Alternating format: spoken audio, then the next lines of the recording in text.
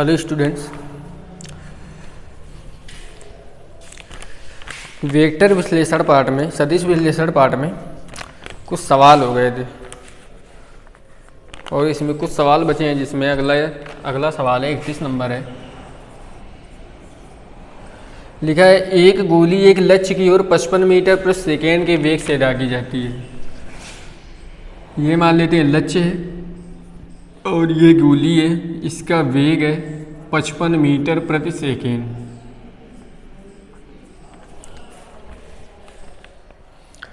कह रहा है यदि लक्ष्य से गोली टकराने की ध्वनि गोली के दागने के 7 सेकंड पश्चात सुनाई दे। मतलब यदि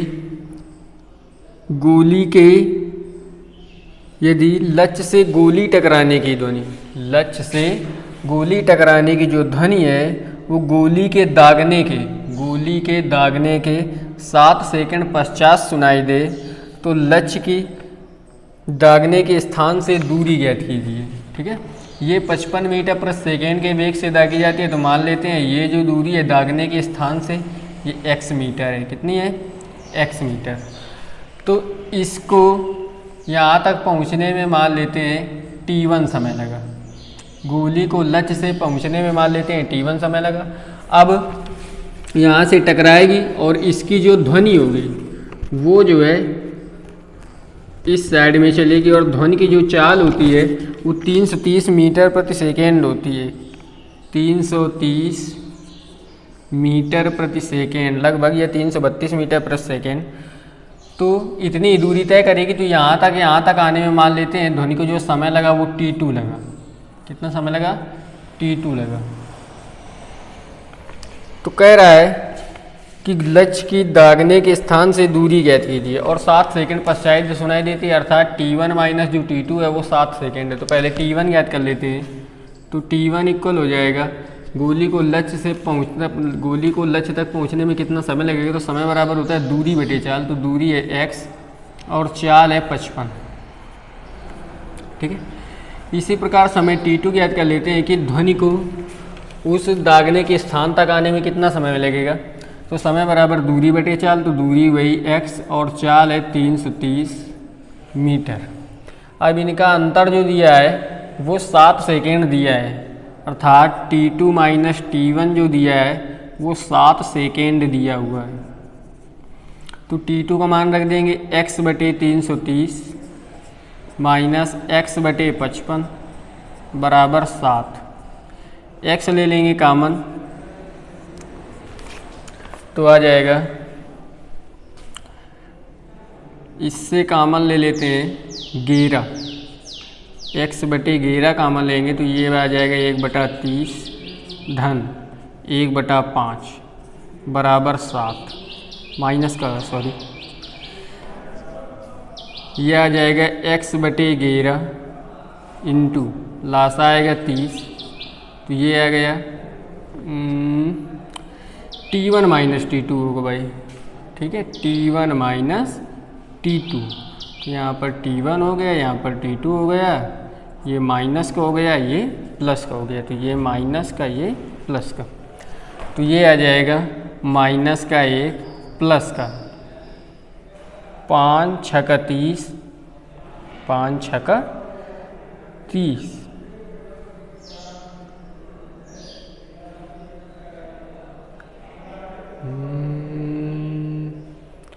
7 सेकेंड पश्चात सुनाई देती है।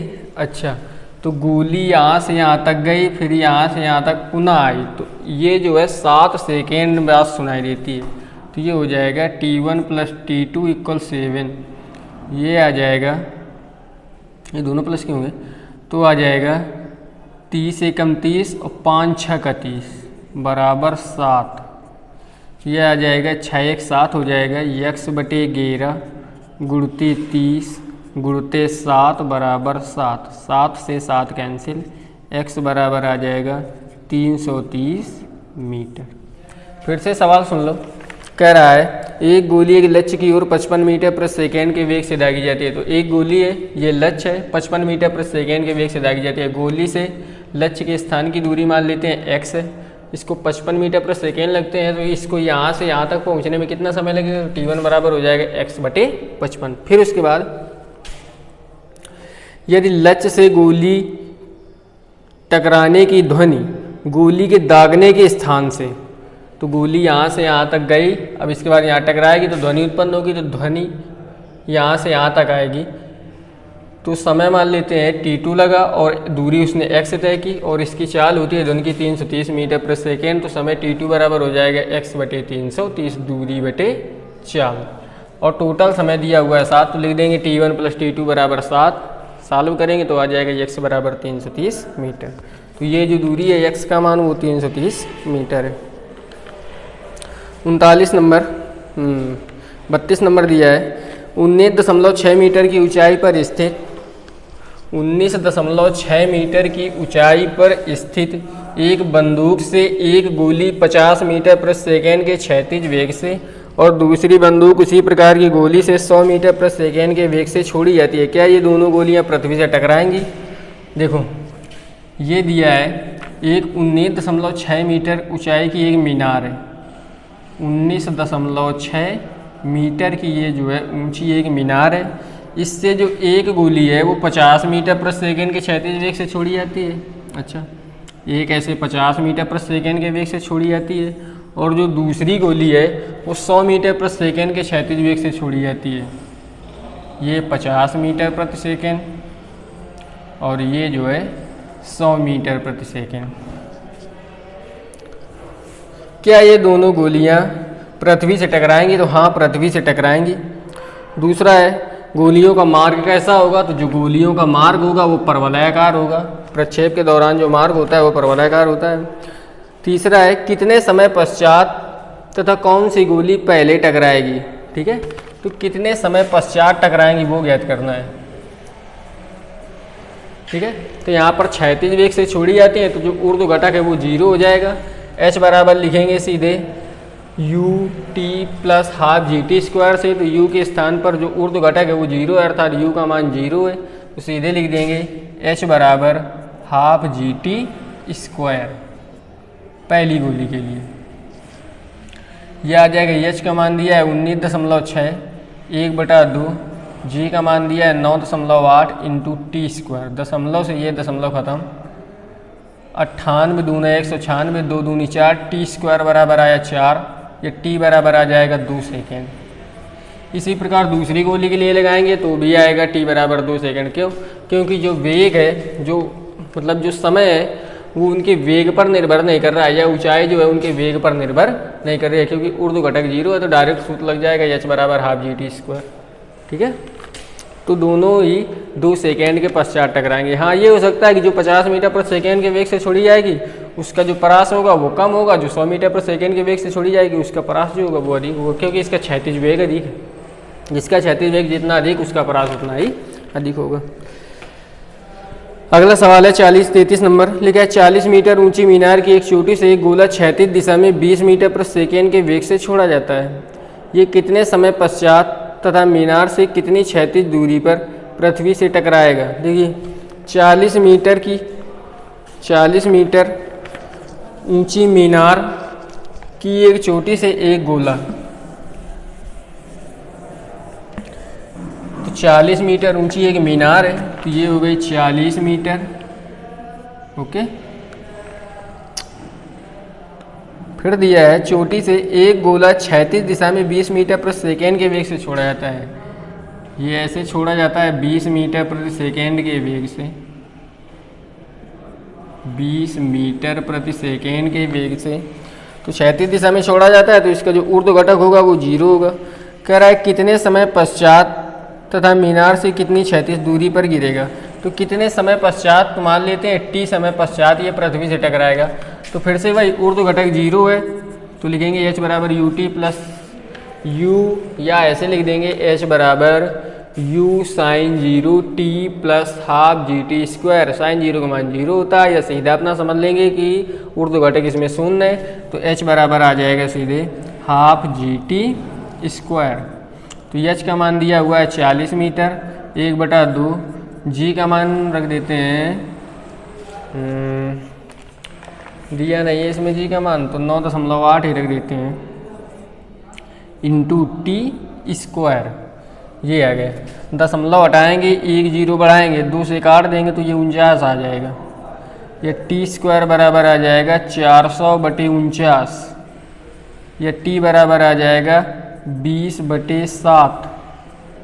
ये टी बराबर आ जाएगा 7 दूनी 14, 6 बच गया, 60 हो गया, 7 अट्ठे 56, 40 हो गया, 7 छंग 42 लगभग। टी बराबर 2.86 सेकेंड।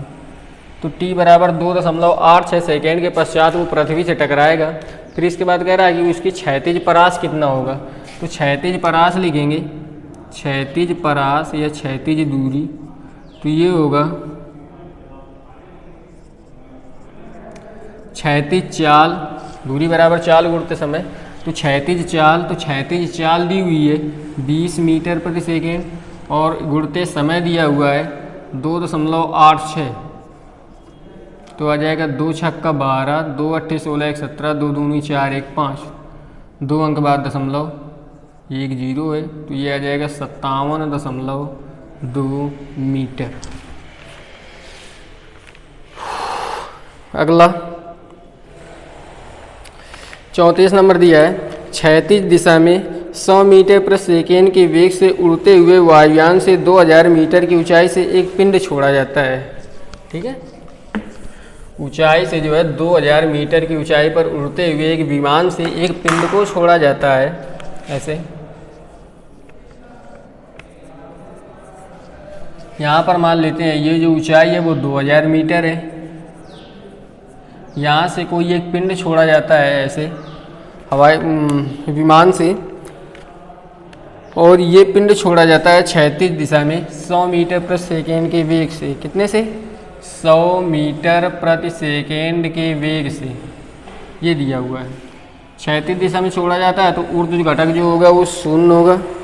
करा है फर्स्ट पार्ट में ज्ञात कीजिए पिंड को पृथ्वी तक आने में कितना समय लगेगा। यहाँ से यहाँ तक आने में उसको कितना समय लगेगा, तो इसका ऊर्ध्व घटक 0 है, तो लिख देंगे h बराबर ½ GT²। समय मान लेते हैं t है, h का मान है 2000, 1/2, g का मान इसमें 10 दिया हुआ है इंटू t²। तो ये 10 से ये कैंसिल हुआ, यह आ गया 2 दूना 400, तो t² बराबर आया 400। ये t बराबर आ जाएगा 20 सेकेंड, कि 20 सेकेंड के पश्चात वो पृथ्वी से टकरा जाएगा। कह रहा है पृथ्वी तक गिरने में पिंड द्वारा चली गई क्षैतिज दूरी कितनी होगी, तो लिखेंगे क्षैतिज दूरी इक्वल, क्षैतिज दूरी का मतलब ये दूरी, तो क्षैतिज दूरी इक्वल हो जाएगा क्षैतिज चाल गुणते समय। तो क्षैतिज चाल है 100 और समय है 20 सेकेंड, तो आ जाएगा 2000 मीटर। ठीक है, अगला सवाल है कि एक गेंद 15 मीटर प्रति सेकेंड के वेग से क्षैतिज दिशा में 30 अंश के कोण बनाती हुई फेंकी जाती है। ज्ञात कीजिए गेंद का उड़ान का समय। देखिए कोई एक गेंद है और वो गेंद 15 मीटर प्रति सेकेंड के वेग से 30 डिग्री के कोण पर फेंकी जाती है। कह रहा है गेंद के उड़ान का समय, कि गेंद जितनी देर हवा में रहेगी। ठीक है, मतलब उड्डयन काल तुमको ज्ञात करना है। और दूसरे में कह रहा है, एक और पार्ट है, कह रहा है गेंद द्वारा प्राप्त अधिकतम ऊंचाई कितनी होगी। ये दो चीज़ें पूछ रहा है। देखिए दिया हुआ है एक गेंद 15 मीटर प्रति सेकेंड के वेग से छोड़ी जाती है। तो ऐसे ये गेंद है XH YH, ये 15 मीटर प्रति सेकेंड के वेग से ऐसे छोड़ी जाती है।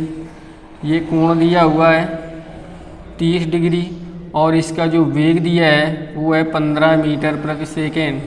तो कह रहा है गेंद के उड़ान का समय ज्ञात कीजिए। तो यहाँ से यहाँ तक समय ज्ञात करना है या उड्डयन काल ज्ञात करना है। सीधे लिख देते हैं, थीटा बराबर दिया हुआ है 30 डिग्री।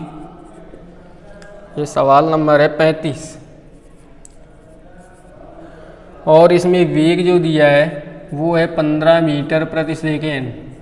कह रहा है उड़ान का समय ज्ञात कीजिए, तो उड्डयन काल टी बराबर होता है 2u साइन थीटा अपान जी, या टी बराबर आ जाएगा 2u का मान है 15 इंटू साइन 30 बटे जी का जो इसमें मान दिया हुआ है नहीं दिया हुआ है 10 रख देते हैं,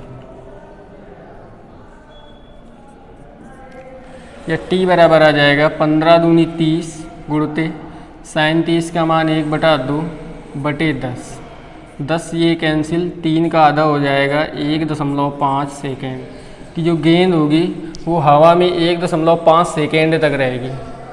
फिर इसी में कह रहा है कि महत्तम ऊंचाई ज्ञात कीजिए, तो अधिकतम ऊंचाई का सूत्र होता है एच बराबर you square sine square theta upon 2g।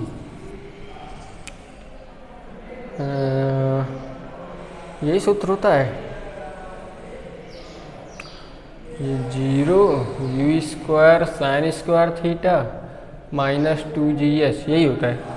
यह h बराबर आ जाएगा u का मान दिया हुआ है 15, तो 15 गुणते 15 साइन स्क्वायर 30, तो साइन 30 का मान 1/2, 1/2 का वर्ग 1/4 बटे 2 गुणते g का मान 10।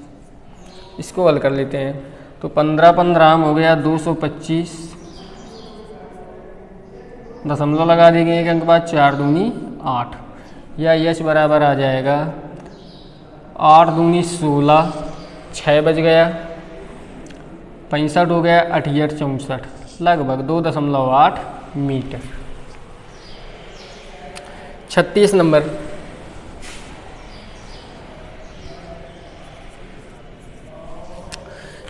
दिया हुआ है एक पत्थर पृथ्वी तल के 36 से 45 अंश के कोण पर फेंका जाता है, 49 मीटर प्रति सेकेंड की चाल से ऊपर की ओर फेंका जाता है। कह रहा है 36 परास की गणना कीजिए। तो देखिए थीटा का मान दिया हुआ है 45 डिग्री, ये प्रक्षेपण कोण है। इसके बाद इसका जो वेग दिया है वो है 49 मीटर प्रति सेकेंड के वेग से फेंका जाता है। 36 परास की गणना कीजिए, तो r बराबर होता है 2u sine theta upon g, sorry u square sine 2 theta upon g, u square sine 2 theta upon g, ये सूत्र होता है। या r बराबर हो जाएगा u स्क्वायर का मान 49 गुणते 49 साइन 2 थीटा, तो साइन 2 गुणते 45 बटे जी का मान रख देते हैं 9.8। यह r बराबर आ जाएगा 49 गुणते 49 बटे 9.8। साइन 90 का मान 45 दूनी 90, साइन 90 का मान 1 होता है, दशमलव हटाएंगे एक जीरो बढ़ा देंगे, 49 दूना 98। यह r बराबर आ जाएगा 2 दूना 4, 9 आया 2 चौको 8 और 2 पंचे 10, 245 मीटर। अगला लिखा है एक पत्थर पृथ्वी तल के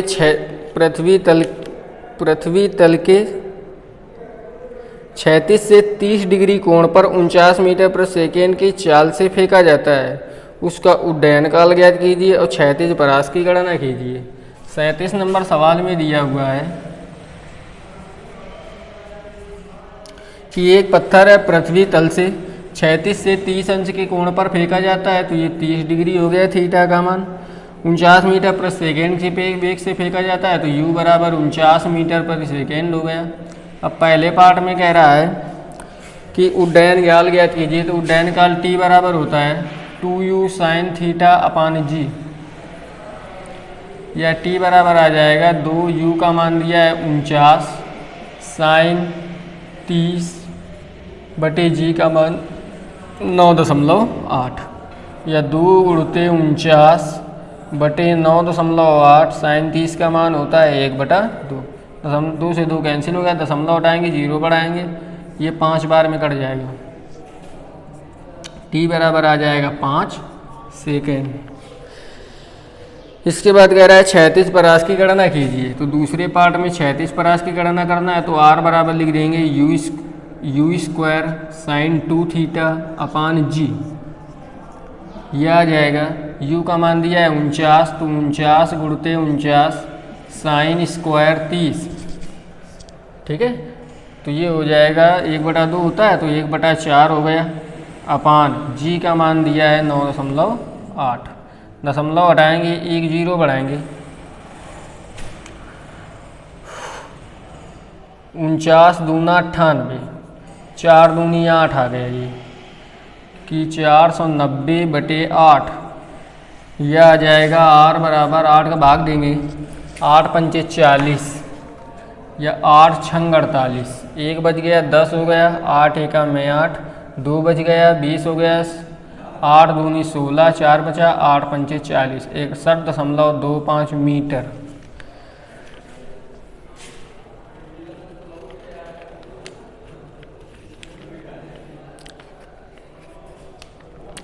क्षैतिज परास की गणना करना है ना, तो इसमें लिखेंगे R बराबर u² साइन 2 थीटा। सॉरी यहाँ से थोड़ा गड़बड़ हो गया, इसको साइन स्क्वायर थीटा समझ लिया, ये है साइन 2 थीटा।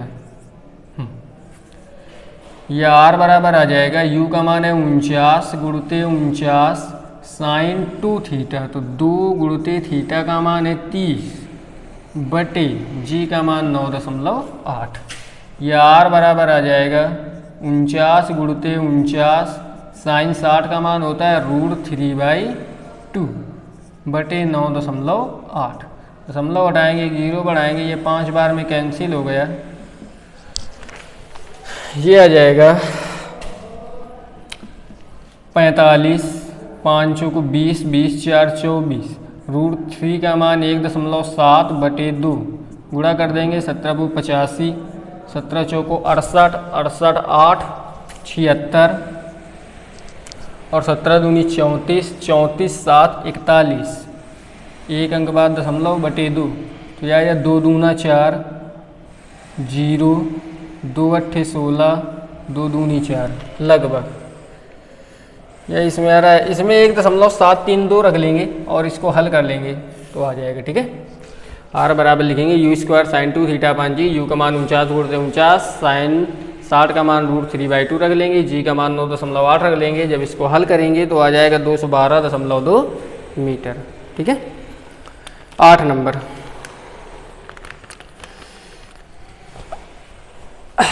8 नंबर में लिखा है एक तीर हवा में छोड़ा जाता है, उसका उड़ान का समय 5 सेकेंड है तथा परास 200 मीटर है।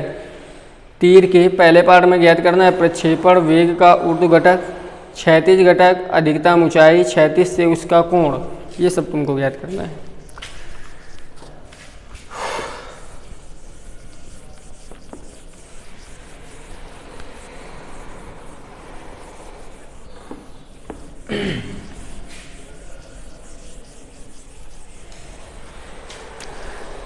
दिया हुआ है एक तीर हवा में छोड़ा जाता है, उसका उड़ान का समय 5 सेकेंड है। उड़ान का समय मतलब उड्डयन काल t बराबर दिया हुआ है 5 सेकेंड, और ये होता है 2u साइन थीटा अपान जी, इसका मान दिया हुआ है 5 सेकेंड।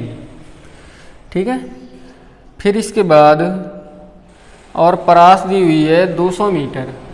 R बराबर सूत्र होता है u² साइन 2 थीटा अपान जी, और इसका मान दिया हुआ है 200 मीटर। 200 मीटर। ठीक है, अब इसमें तुमको ज्ञात करना है प्रक्षेपण वेग का ऊर्ध्व घटक। ऊर्ध्व घटक का मतलब u साइन थीटा का मान ज्ञात करना है, तो ये लेंगे कि 2u sine theta upon g equal 5, या u साइन थीटा इक्वल आ जाएगा 5g/2। तो 5g का मान 10 रख देते हैं बाई 2, g का मान देखते हैं कितना रखा गया है, 9.8 रखा गया है।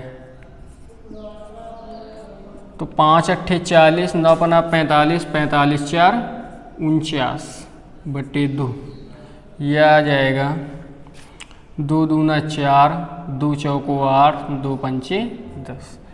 ये दिया हुआ है मीटर प्रति सेकेंड। ये पहला हो गया। दूसरा पार्ट में कह रहा है क्षैतिज घटक ज्ञात कीजिए।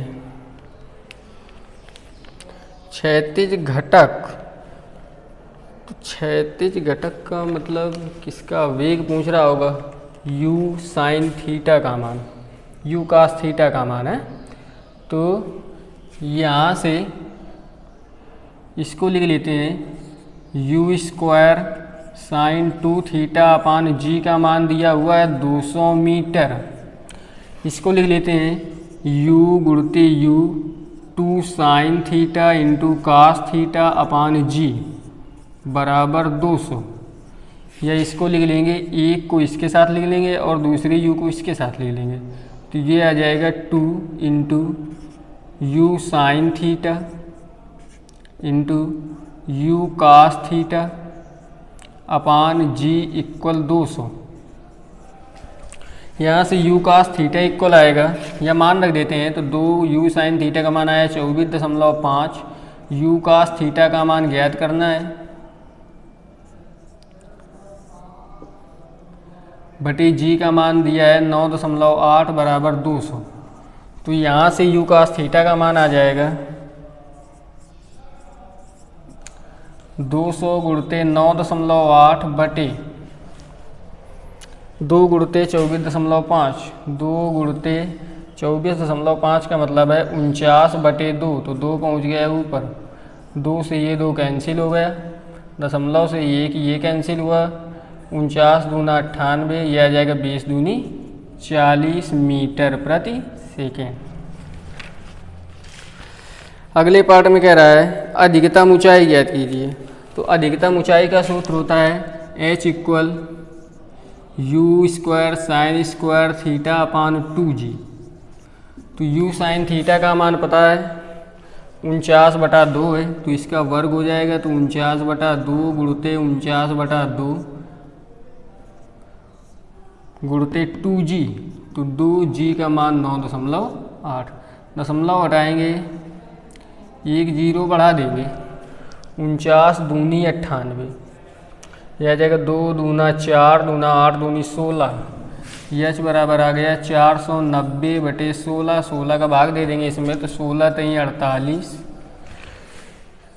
1 बच गया 10 हो गया, जीरो आ गया, यह आ जाएगा 30.6 मीटर। फिर इसके बाद कह रहा है 36 से उसका कोण ज्ञात कीजिए। तो u साइन थीटा का मान पता चल गया, u कास थीटा का मान पता चल गया।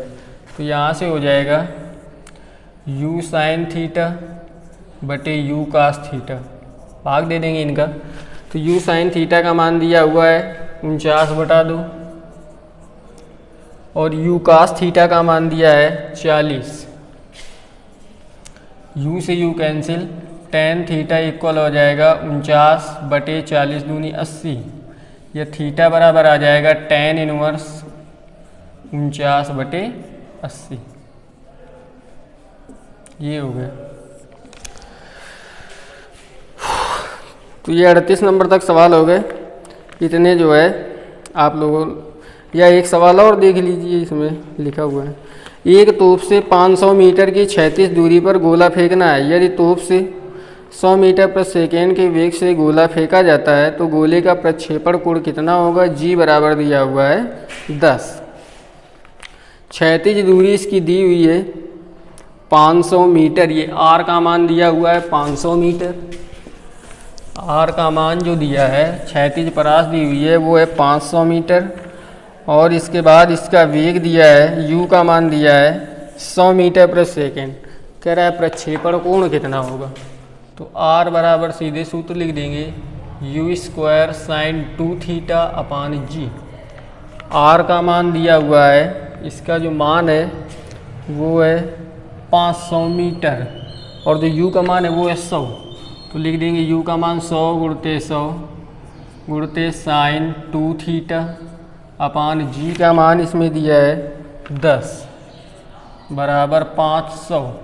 तो एक जीरो इससे ख़त्म हुआ, 2 जीरो इससे ख़त्म हुआ, 5 दूनी 10, या साइन 2 थीटा इक्वल आ जाएगा 1/2। 1/2 साइन में मान होता है साइन 30 का। तो तुलना करेंगे तो 2 थीटा इक्वल आ जाएगा 30 या थीटा इक्वल आ जाएगा 15। अब किसी पिंड को चाहे थीटा कोण पर फेंको या 90 माइनस थीटा कोण पर फेंकिए, परास उतना ही होगा। तो यहाँ पर एक कोण आ गया थीटा, तो दूसरा होगा 90 माइनस थीटा, तो 90 माइनस 15, तो दूसरा कोण आएगा वो आएगा 10 में 5 गया 5, 8 में 1 गया 7, 75 डिग्री। तो चाहे 15 डिग्री में फेंको चाहे 75 डिग्री में फेंको, जो परास होगा वो 500 मीटर ही होगा। ठीक है, तो इतने सवाल ये ख़त्म हो गए। चलो कल में पूरी प्रश्नावली समाप्त हो जाएगी। तो इतने सवाल लगाइएगा आप। धन्यवाद।